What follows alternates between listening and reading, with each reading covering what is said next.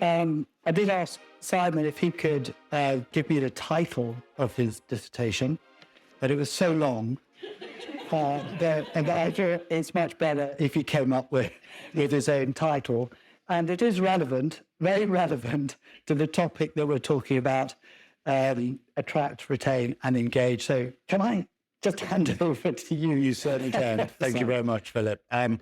So I know I think you're expecting the group sales director for the Royal Mail Group today, and instead you've got me, a middle-aged student, talking about some research that we did. But I'll try and make it reasonably interesting. But on the subject of being a student, and something I just wanted to echo that Nick just talked around, actually. So I've just come off the 2-year master's program with the good folk at Consalia. And again, I promise, I've not been asked to say this, but it's probably been the most enriching experience of my entire career, actually. And it's certainly changed my perspective on some things. And I can see my fellow cohort here, and I'm sure they'd certainly agree with that sentiment. So I'm going to talk you through a piece of research that I did, specifically around the phenomenon of the Great Resignation. Now, I should probably state that this research journey actually started back in January of this year. And, lots changed since then, actually. If you think about the political, environmental and social changes that have taken place this year, I think certainly this research reflects, a moment in time. But I think one thing I would say is I think its principles will kind of really stand the test of time in terms of talent retention for sales professionals. So let me move on to the long title. So the title is, Can Vision and Coaching be combined as a strategy to reduce attrition of sales professionals in the backdrop of the Great Resignation? Okay, so I guess, why is this important? In fact, before I ask that, is there anybody in the room who is not familiar with the term the Great Resignation, or hasn't heard about it, read about it, etc.? No? Okay, good. That helps. So the phrase was actually first coined by a professor at May Business School at Texas University, a chap called Anthony Klotz, back in 2021. And it became a real sort of global phenomenon. It got a lot of kind of media attention. And I was kind of certainly keen to try and understand a little bit more about really kind of what was driving it. But there's one thing I can absolutely assure you, which is, whilst we can probably sit here and debate the longevity of the Great Resignation, in 21 and in 2022, it was absolutely real.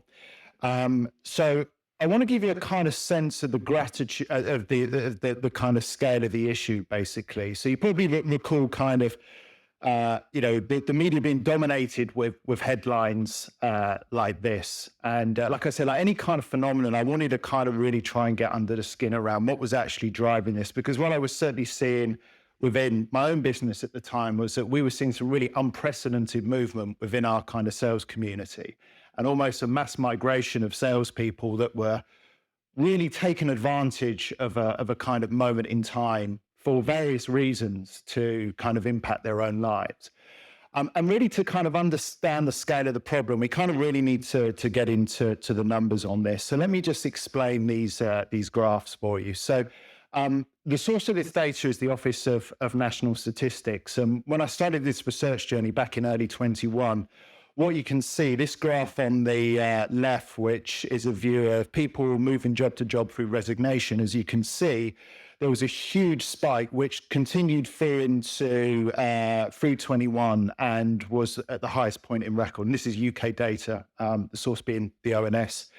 And equally, if you look at the corresponding view on number of vacancies within the UK, again, you can see this dramatic spike in terms of vacancies versus people moving job to job through resignation. Now, here's the thing, right? So replacement cost for sales professionals is estimated to be anywhere between about 1.5 to 2 times annual salary, depending on the kind of grade or experience or track record of sales professionals.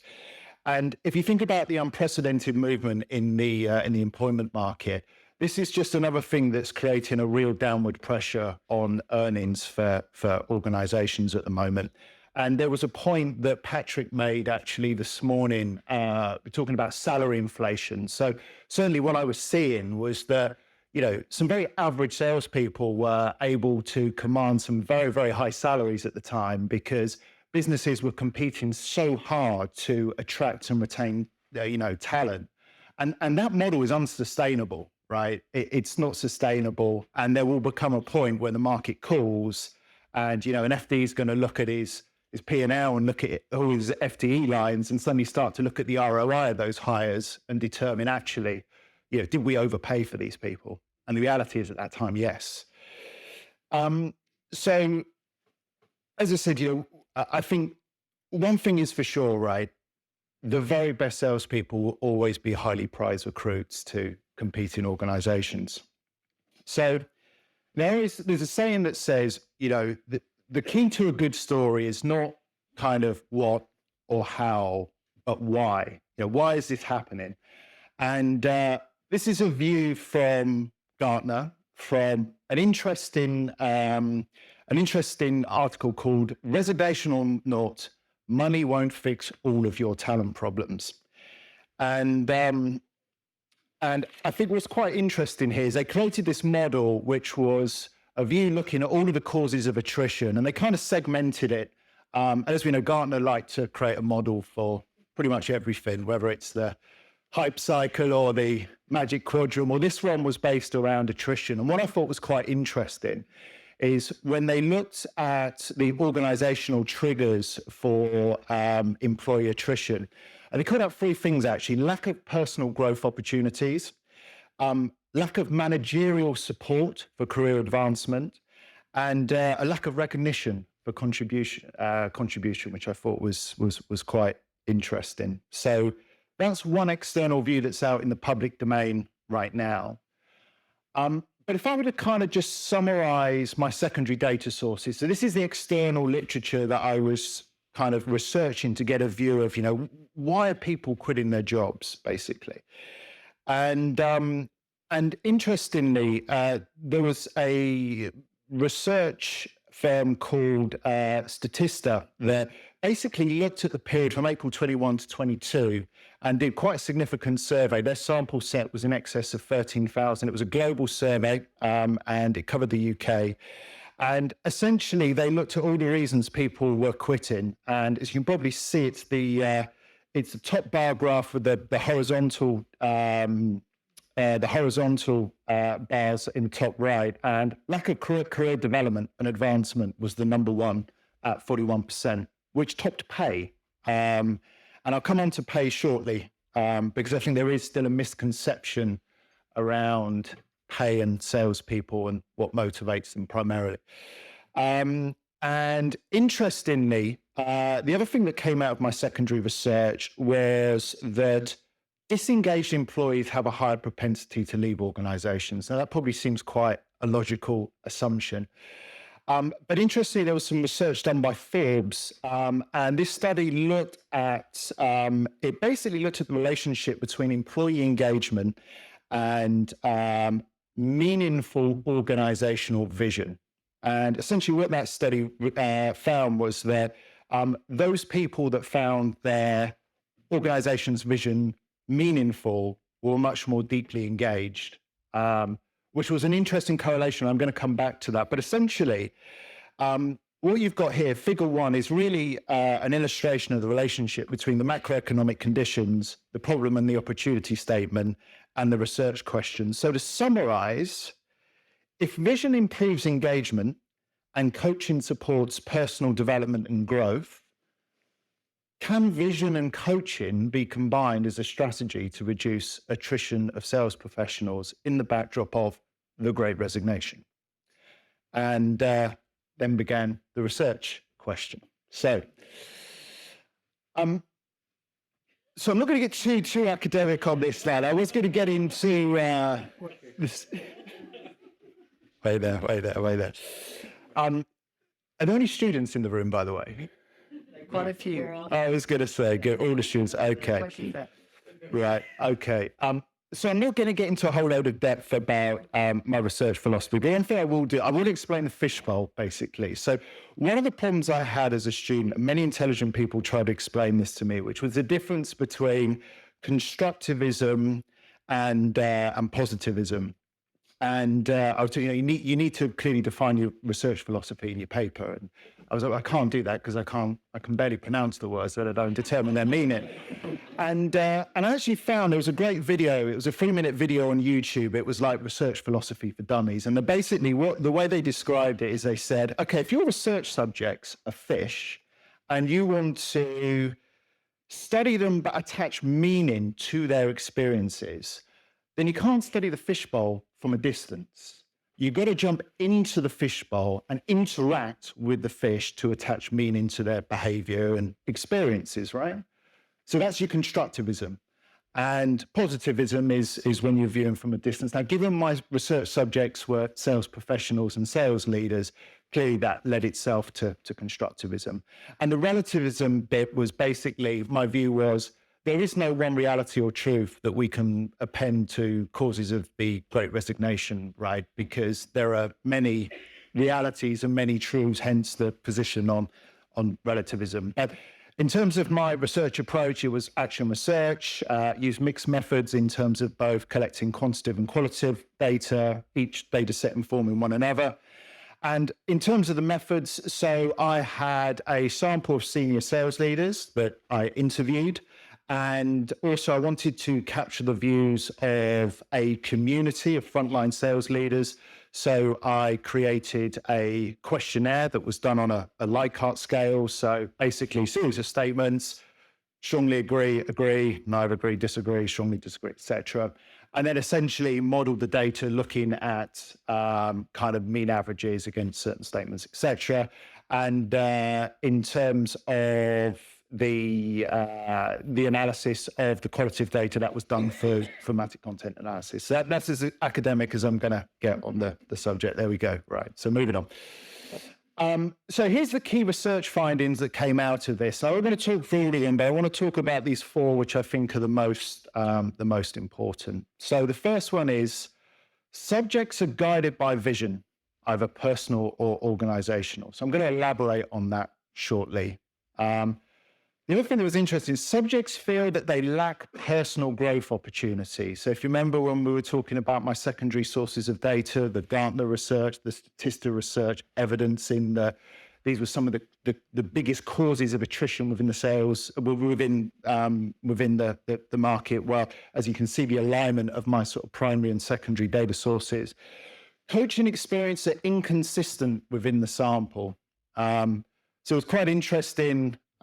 There was a very different viewpoint from the sales leaders and the frontline sales professionals around their interpretation of what coaching is and what it isn't. Something that Philip talks about in his book, Selling Transform, which is a great book, by the way. I loved it. I've never played, second plug of the day. And here's an interesting one. Pay was cited. Pay was the most cited retention strategy for salespeople. So essentially, this is, sales leaders saying that actually I'm going to contain my flight risks through incremental pay, right? So there you go. Let's get into the detail of those then.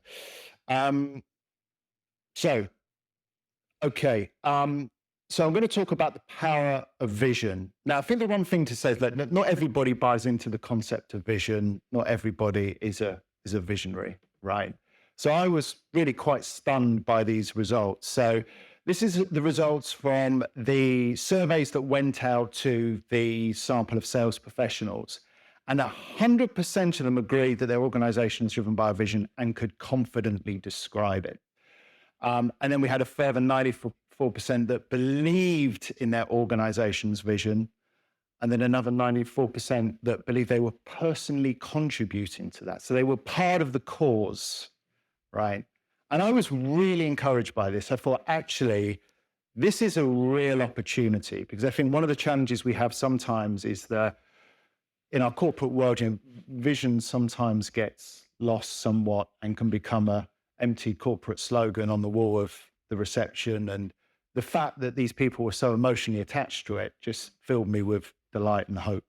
I'm going to talk about pay versus personal growth opportunities. So, like I said, competing on pay was the most cited retention strategy from the sales leaders. And again, I thought it was an interesting observation because I think, there's this logical assumption that because salespeople are motivated through commission schemes, that I heard this term used the other day, that we're coin operated, like we're a bunch of fruit machines or something, salespeople are coin operated. All they care about is the paycheck. Well, actually, interestingly, some of the results that I've got would suggest that actually there's more to a decision with staying with an organization than just the paycheck, right? But interestingly, 56% of those participants disagreed that they have good personal growth opportunities at work. So I guess my point is that if I were to develop a strategy to reduce attrition of my sales professionals and really contain those flight risks, if I'm going to develop a strategy around incremental pay, then based on those results, that would suggest that could be highly effective for the minority 25%. But would it work for the 75% that said, hey, I'm adequately paid for what I do? My view would be actually, I'd probably want to focus down here on the 56% of participants that said, do you know what? I don't think I've got really good growth opportunities at work. And going back to that statement that, the very best salespeople, right, there will always be highly prized recruits to compete in organizations, right? So that was my kind of, personal opinion on that, but that was the data, okay? My paper brings together the research from some really credible sources. So you've got, some of the research firms like Statista, Gartner, some of the major consultancy organizations like you've got McKinsey and Company, you've got Deloitte, et cetera. So credible sources, plus a number of academic sources, et cetera. And the most common theme that emerged from my secondary sources, so the stuff that was out in the public domain, was that a lack of development and growth opportunities is one of the primary factors driving employee attrition at the moment. Now, if you look at the results from my primary sources, they concluded that a perceived lack of development and growth opportunities is highly prevalent within the sample. So you can see how the primary and secondary data sets align. And more importantly, you can see what the key problem is here. So how do we address this problem and create deep engagement with our salespeople? So I would like to introduce you to a conceptual coaching method.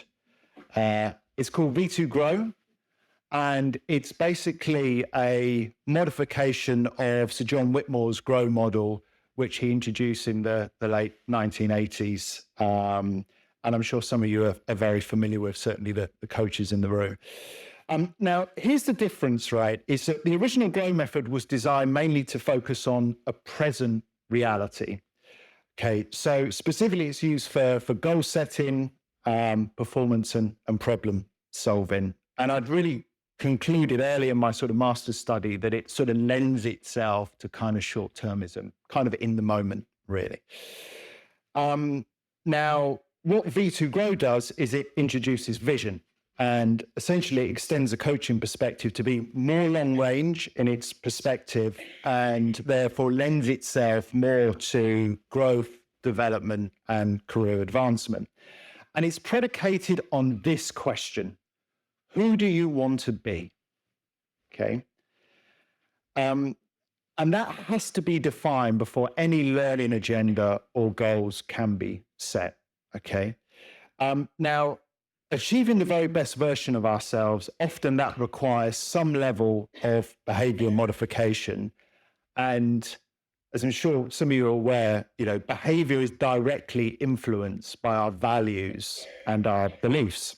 Again, something that Philip broke extensively in his book. And I think, therefore, as part of the vision setting exercise, sometimes it is necessary to define or redefine our values and our beliefs as part of that process. And I was just trying to think of an example, actually, on my way in here, and I hadn't prepared one, but the best I could come up with was, if I had a vision of being the trusted advisor to my customer the real trusted partner, then that would be predicated on being truly customer-centric, not supplier-centric, because that's just self-serving behavior, right? So therefore, one of my core values would have to be based upon customer centricity. So as you can see, looking at how do we align our values to the vision? And that's essentially where this comes from, this V2 concept, is that it stands for vision and it stands for values. And sometimes it is necessary to reconnect with our core values as part of the vision setting process. Okay. So the rest of the model is pretty much as Sir John Whitmore intended, basically, in terms of goals, reality, options, will. So this is the kind of the new bit, basically, that's bolted on the front end. But as you can see, it really does extend its perspective from short-termism to more long range. So I just want to talk about the future. I'd sort of alluded at the start that, a lot's changed since I started this research journey. And I think what's encouraging, there was a piece, again, some Gartner research that was posted that showed that when they did a study of CEOs' top 10 strategic business priority areas, we could see that workforce had grown from position 5 to position 3 in the chart. So there's really a renewed focus on, I guess, that human capital now. And I thought that was rather encouraging. But I think the challenge we've got now is, if I think about the social, economic, and political environment that we're in at the moment, I mean, we've got record-breaking inflation, we've got crippling energy bills, we've got, a real cost of living crisis. And I think what that will do is that will have some influence on what employees are simply now prioritizing with their employers. So I think we're going to see a shift. What we're going to see is almost a rebalancing of kind of supply and demand economics within the employment market at the moment. And I think we're going to see, the Great Resignation will cool as the market has cooled. And it's been, be interesting. I sort of alluded to the fact that we've lived through a period. I think there was a definite bubble in the market, and we're certainly heading in some difficult times. So I didn't want to sort of end on a gloomy picture, but I think the Great Resignation is certainly coming to an end, and I think we're seeing a shift now. And really, for this study to have credit, really sort of be really credible, I think it would need to be done on a longitudinal basis, to kind of capture experiences over time. So as I said, it was based on a moment in time, but I hope you found that interesting. And that's me done and over for some questions. The V2 Go model, Simon. So you've been using that for a few months now? So I wouldn't say I've really sort of operationalized it at the moment, but interesting, I've had some, so I'm a sales executive at Salesforce. I have a sort of wider account team that I work with, and there's a couple of quite young people that are sort of coming through the junior ranks, and we've sat down and I've asked them the question, who do you want to be? And what's really struck me is that, how that question lands. It usually sort of is followed by me saying, take your time. It's a big question, right? Who do you want to be? And what I've seen is that people kind of stop and suddenly kind of really self-reflect on that question and think, who do I want to be? And then we kind of get into exploring almost a kind of a vision and a picture of what that could look like. And then that becomes almost the kind of guiding beacon for the rest of the direction of travel, really. Yeah. So, yeah. And I guess that can cover their career as well as how they want to be as a salesperson then. So you kind of, it's such a powerful question. Yeah, exactly. Okay, great. Alexander Ian Helps from Consania. What next then? If it's not the Great Resignation, you got your V2 Grow model. It strikes me that's an expansive interpersonal discussion. How else can you use it if you assume the Great Resignation will be at least partly overridden by other factors now?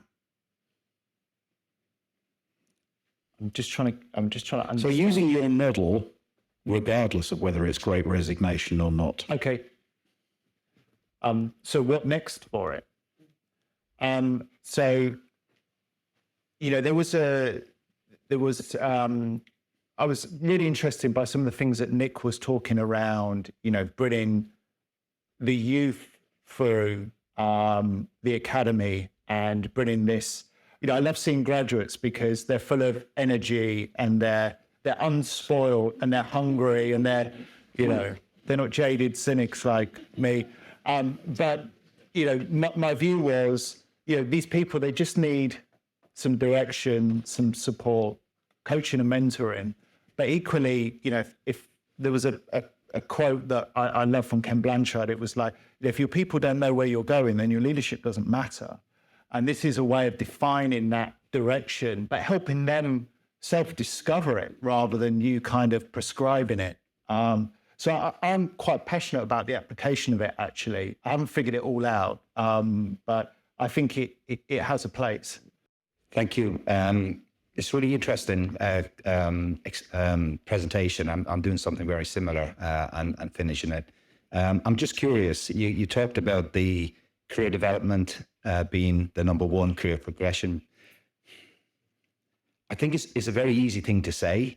And I work with our graduates, and it's something that comes out quite a bit, but it's very hard to define.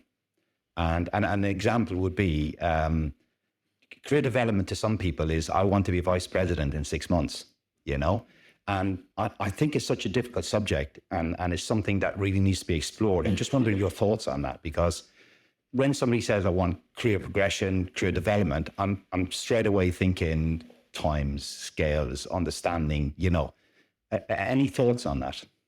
Yeah, it's a great question. It's one I've kind of thought about, because I think career development, to your point, can mean different things for different people. It can mean up, sideways. It could be academic. It could be, you know, more sort of on the job practical skills and so on. And I think that's probably I think we have a responsibility as people leaders to really tease out amongst our people, what does it actually mean? And then help build the platform for them to kind of achieve those goals. But you're absolutely right. There's not really one definition for it, and it gets generalized a lot. But yeah, no, I totally agree. I think it's one of those things that we see a lot, and it's very hard to define. So, Yeah, and I yeah. agree with what you said. I agree. Okay, any more questions? Maybe a comment. V2 was the first long-range guided ballistic missile. Careful where you go with it. That's true, yeah. I hadn't considered that. I might change the naming convention. So says Otho, who was ex-Israeli military army. All right. Good. Thank you, everyone.